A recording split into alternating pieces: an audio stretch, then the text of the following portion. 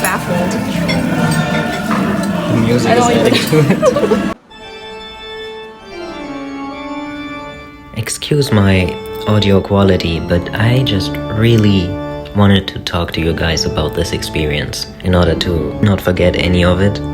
So basically, the cafe was located in Ginsan, which is like the rich district of Tokyo.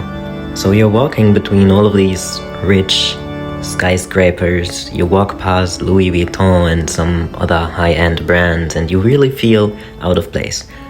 Until you find a tall building that looks like some people live in there, and then on the ground floor there's basically nothing. You can go in there, you see a billboard, and then on the 7th floor is the Vampire Cafe. And then behind you there's an elevator, just the most normal elevator you would use to visit a friend or something who lives upstairs. So you enter the elevator, you go up, and up until here everything was normal. But then the door opens on the 7th floor, and you are thrown into this experience right away. The door opens and all you see is red. Halloween decorations, a skeleton, red carpets, velvet everywhere, red lights, candles. The entire aesthetic is slapped into your face as soon as the elevator door opens, and suddenly you are in a different dimension. Anyway, I was there with a friend, and then that friend wanted me to go first because she was scared the skeleton would jump at us. So I went, and there's pure silence. I missed a chance to take a picture of this area, so I'll just put up a sketch. But basically there's the decorations I mentioned, and then to the side there's one of those typical restaurant desks that you see in movies when there's a high-end restaurant and the people check if you have a reservation. And then in front of you is a doorway built out of mirrors? I don't know, it was chrome. And it's shaped like a coffin. And then behind that is just red curtains and red lights and everything. And it's silent. Well, not silent. There's Halloween music, ambiance, sound effects. You feel like you're in a haunted house. Like a theme park haunted house. It had that ambient sound. And then after a few seconds we saw a little sign next to the skeleton that said, "Ring the bell." And then under it is one of those typical bells that you would use to call a butler. So I rang that bell, and I felt very fancy for it, and within seconds the vampire appeared from behind that doorway. There's a hall behind it. And he led us to our seats. So we entered through that coffin-shaped doorway, went through the Hall of Blood, which is basically just red curtains to both sides, and the floor was like light boxes that you're walking on, and they had some blood cell imagery on them. So you walk through the red hall, and at the end of the hall is the main dining room. Some of the tables are secluded off with curtains, and those curtains were then opened as soon as people would sit in them, but as long as no one's sitting in them, there's just a red curtain. There were some tables in the middle, and there was an elevated platform, which is where the vampire led us to sit. And then he closed like a little sheer black curtain. You could still see the rest of the room, but it was just to give us a little space for ourselves. It was very dark in there. We struggled to see the menu, and my friend constantly wanted to take selfies, and she couldn't because the camera could not see her. It was that dark. So we sat in our little secluded area, we enjoyed the scenery, and we tried to figure out what we wanted to order. The drink menu was shaped like a coffin, and all of the pages were shaped like coffins. You were just looking through a little coffin booklet, basically. And then all of the drinks obviously were named Dracula, Nosferatu, Iron Maiden. This was the Iron Maiden, by the way. My drink was something with roses, I forgot, but of course I went for roses. And then the other friend who came later chose the Necromancer. The Necromancer was the only alcoholic drink from our table. And then as you can see in these pictures, the non-alcoholic drinks were lit up. So we used our drinks as a light source to take selfies. The music was basically a mix of this and some similar classical pieces that just make you feel like you're in a vampire movie, as you should. Sometimes they mixed in a little haunted house ambience sound. And then the menu looked like a vampire Bible. You have this Bible book-ish in front of you, you open it and then you look through the menu. They did have an English menu. They know that this is a tourist attraction.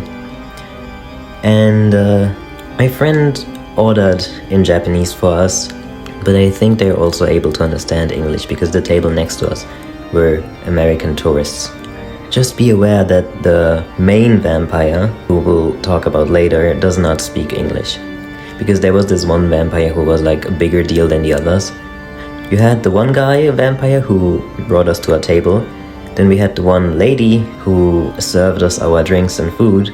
And the main vampire was like dressed up a lot fancier and he would cast spells on your food. Basically like a maid cafe where they go, "Moi cute," but it's the vampire version.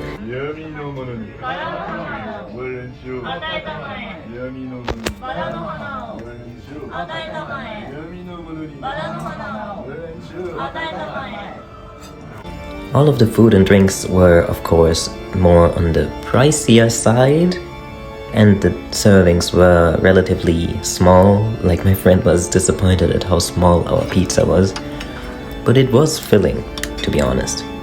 And even though it's expensive in the Japanese perspective, it's still relatively affordable if you compare it to other countries.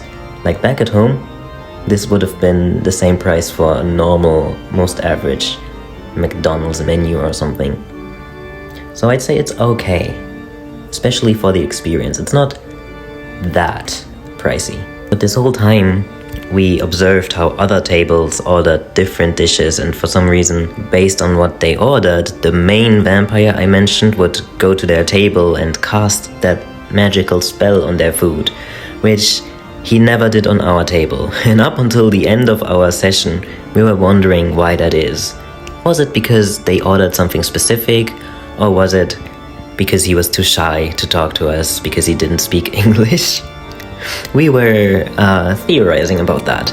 After we finished our food, my friends wanted to take some pictures in the main area, with the props of the restaurant, with the coffin, which is very understandable. It was all very pretty, and I will definitely take a lot of inspiration for my home.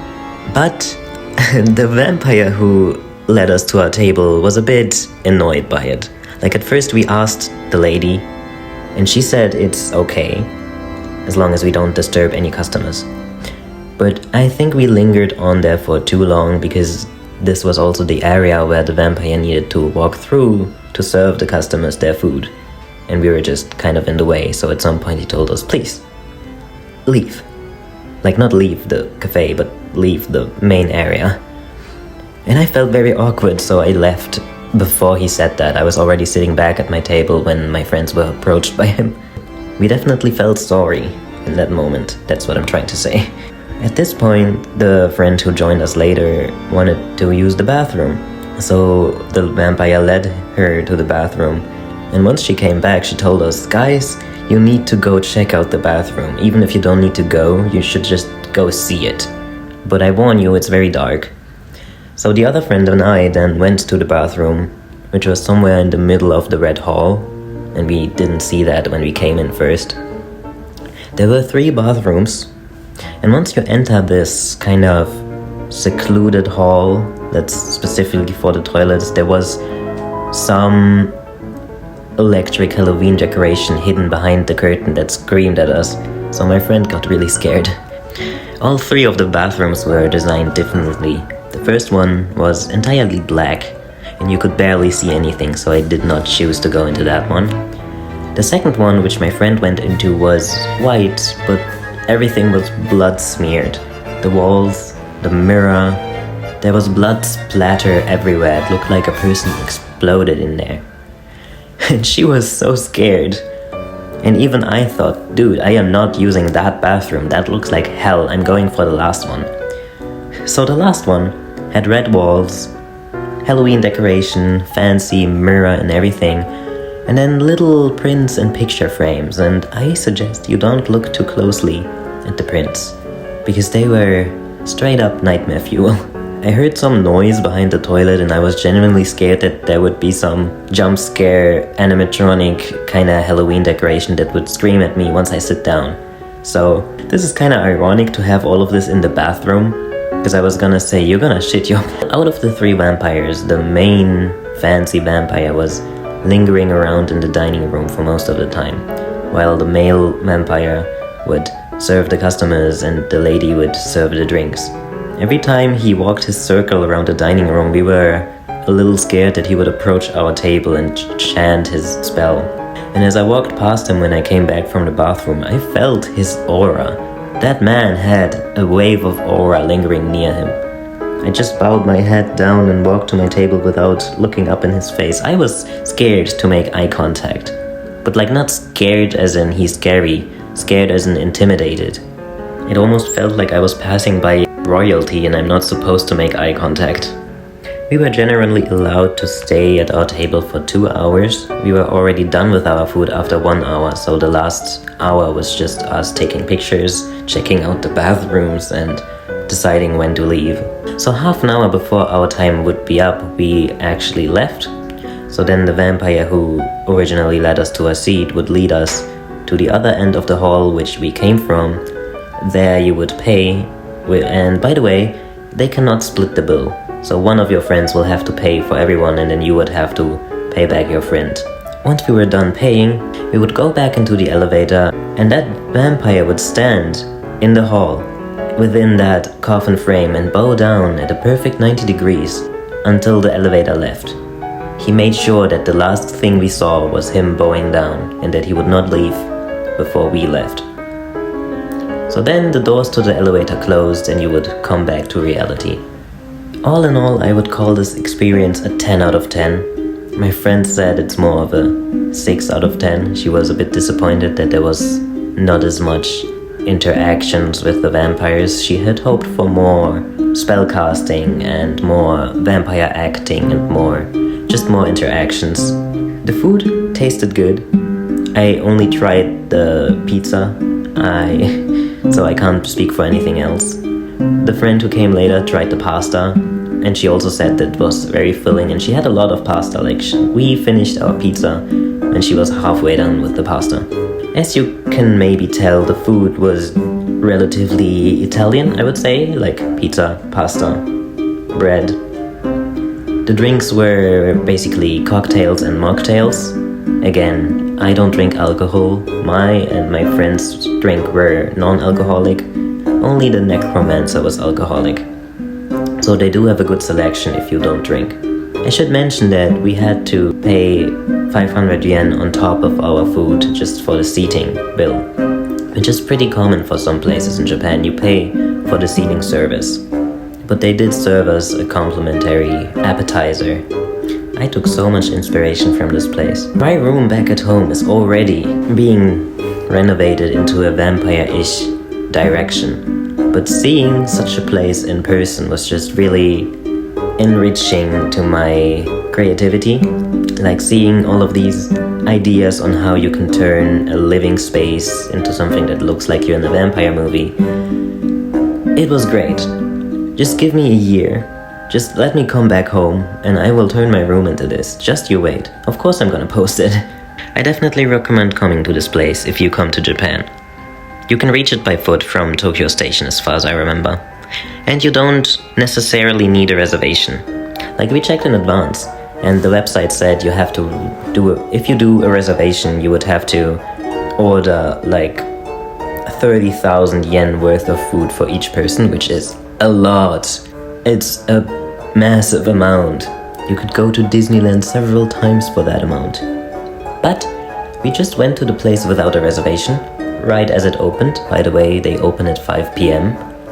until 11 p.m. to add to the vampire experience. It's an evening cafe. So we entered right as it opened, and we were one of the first people in there. So you don't need a reservation to get in, as long as you come on a random day that isn't busy. Maybe 10 out of 10. Do go there, please, if you like vampires.